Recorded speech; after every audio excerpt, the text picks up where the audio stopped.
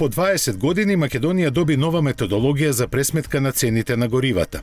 Таа според регулаторната комисија за енергетика е по-фер и за граѓаните и за трговците со нафтени деривати. Тие пак, иако бараа поголемо зголемување на својот дел, во двонеделниот правен вакуум, кога пазарот принудно беше либерализиран, не ја злоупотребија својата положба.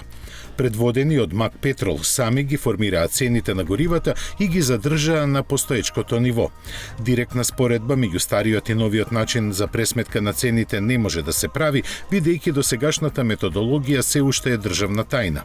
Она што го знаеме е дека сега место производствената се пресметува на бавната цена на дериватите, но и дека е воведена нова маржа за трговците на големо во висина од 1,20 денари. За трговците на мало пак, место 3,20 се предвидени 4,60 денари, со вклучени 0,75 денари по литар транспортни трошоци. Давачките према државата останаа исти и тие сите заедно изнесуваат скоро 34 денари за литар бензин, односно 25,50 денари за литар дизел.